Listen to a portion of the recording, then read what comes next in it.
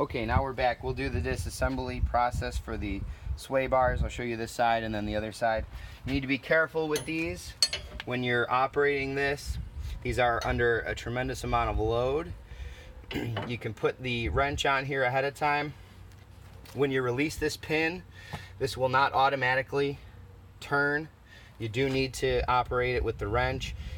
You can hit it with the wrench and sort of step back and let it go, or you can keep a hold on it.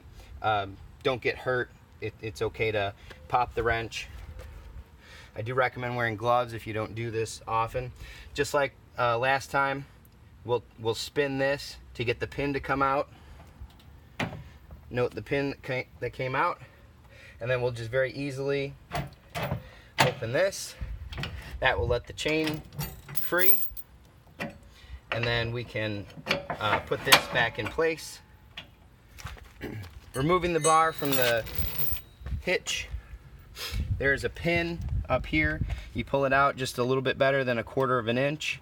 This will pull out. That pin goes right in there, like I showed you when we insert it. And we'll take a look at the other side. All right, now we're on the other side. We'll do the same thing. We'll put our wrench on. We will swivel this and then operate the mechanism.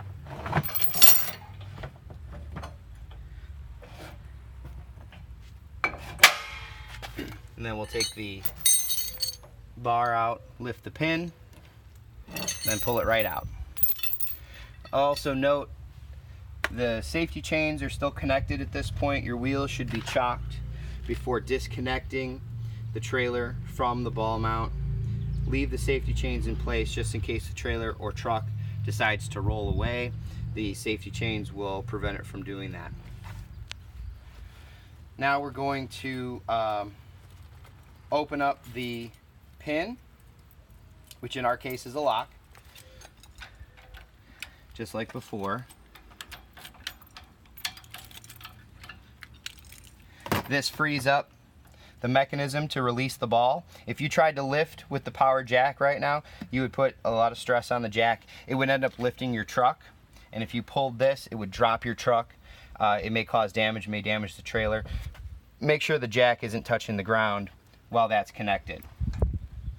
So we'll lift and pull back. Depending on how you parked, this may be under pressure, may not come out as easily. Just like I showed you in the first video, you may need to move the truck up or back 1/2 inch or so. But this came free, and all we're gonna do is raise the tongue with the jack. Since we want the tongue to come up, we're gonna hit the up. This will lower the jack down to the ground. You can pause it.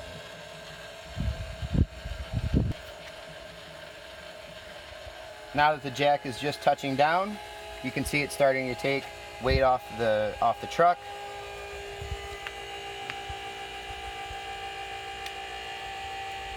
And if the trailer shifts, it may have a connection to the ball up here still. That's okay, we'll eventually let it go.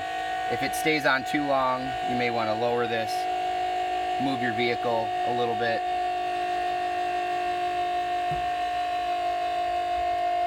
Sometimes you need to give these a wiggle.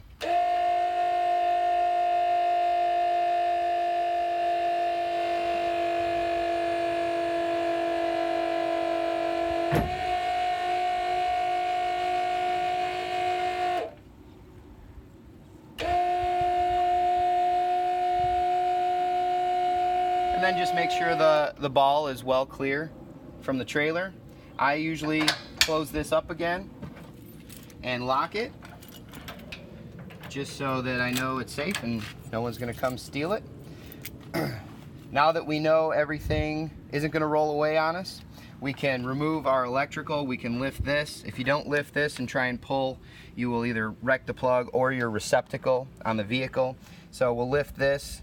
Remember that catch that holds it in place, and then just wiggle it back and forth. I store it right here, plug side down, so if it rains, nothing actually goes into the electrical connections. Then remove our safety chains. both sides. Make sure you put your bars away and the wrench in the green bucket in the storage. And that's basically how you unhook it.